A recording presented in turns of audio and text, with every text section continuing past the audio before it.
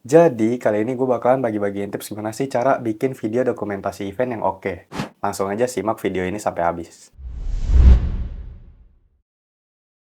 Halo teman-teman, gue Raffi. Gue merupakan freelance videographer yang sudah berkecimpung di dunia industri kreatif kurang lebih selama 4 tahun.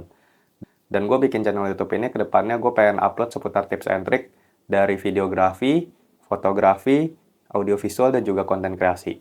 Jadi jangan lupa klik tombol subscribe dan juga tekan tombol loncengnya supaya lo nggak ketinggalan video-video dari gue ke depannya. Jadi pada video kali ini gue bakalan bagi-bagiin tips kepada lo semua gimana sih caranya bikin video dokumentasi event yang oke. Karena gue sebagai videographer pada awal-awal dulu gue mulai terjun ke dunia ini, gue jujur suka bingung, gimana sih caranya bikin video dokumentasi event yang oke, gimana sih caranya gue ngambil footage yang oke, kira-kira footage yang harus gue ambil yang mana aja, dan gimana caranya gue ngedit sedemikian rupa. Jadi, simak terus sampai habis. Yang pertama adalah persiapan yang matang. Persiapan yang matang yang gue maksud di sini adalah bisa dilihat dari beberapa aspek. Misalkan, lo bisa mempersiapkan konsep yang matang. Lo bisa mempersiapkan shortlist yang matang. Kalau misalkan lo udah mempersiapkan konsep, misalkan dari awal sampai akhir, dari produksi sampai dengan praproduksi, kira-kira videonya mau lo bikin kayak gimana, gue jamin ini bakalan memudahkan lo banget pada saat produksi dan juga pas pada saat lo editing.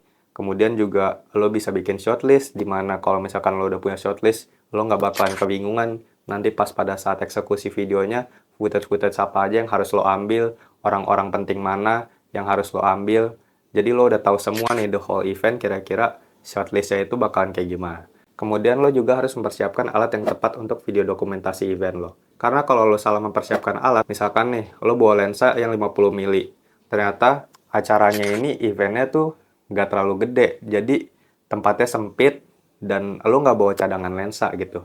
Pasti lo bakalan kesusahan tuh nanti gimana cara ngambil footage-nya, gimana caranya supaya ini bisa ke cover semua nih, itu bakalan menyusahkan lo banget. Jadi gue sarankan lo bisa mempersiapkan alat yang tepat sesuai dengan skala event yang bakalan lo garap nanti. Yang kedua adalah lo harus memahami lokasi dari event lo. Yap, bener banget, lo harus memahami lokasi dari event lo. Karena kalau misalkan lo nggak memahami lokasi dari event lo, ini bakalan menyebabkan banyak banget terjadi miss footage pada saat lo pengambilan gambar. Karena lo nggak memahami lokasi dari event lo. Jadi misalkan nih kayak event musik, lu harus tahu nih kira-kira nanti artis yang ini kira-kira ruangannya di mana, artis yang ini ruangannya di mana, artis yang ini ruangannya di mana. Jadi pada saat mereka mau naik panggung, lo nggak ketinggalan momen-momen itu. Dan ini berlaku pada event-event lain yang nggak cuma event musik. Jadi lo harus benar-benar memahami lokasi dari event yang bakalan lo garap nanti. Kayak gitu. Yang ketiga, lo harus benar-benar memahami event yang bakalan lo garap nanti. Walaupun lo sebagai videografer dokumentasi di sini, lo tetap harus memahami event dari yang akan lo garap nanti. Karena kalau misalkan lo udah memahami event yang bakalan lo garap nanti, gue jamin ini bakalan meminimalisir hal-hal lo ketinggalan momen.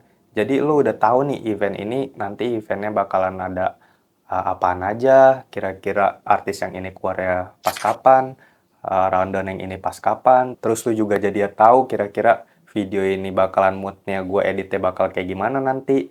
Jadi, kalau lo bener-bener memahami event lo itu, gue jamin ini bakalan meminimalisir hal-hal yang bakalan terjadi yang menyebabkan video lo itu jadi nggak sesuai ekspektasi dari klien lo. Jadi, lo harus benar-benar memahami event lo, oke? Yang keempat adalah lo harus memahami klien lo. Yap, bener banget tadi ada mulai dari memahami lokasi, terus memahami eventnya, yang sekarang memahami klien lo. Jadi, lo sebagai videographer harus tahu nih, kira-kira klien lo ini senangnya dibikinin video kayak gimana, dari sebelum awal event mulai sampai nanti event udah kelar, lo harus tetap komunikasi sama klien ini.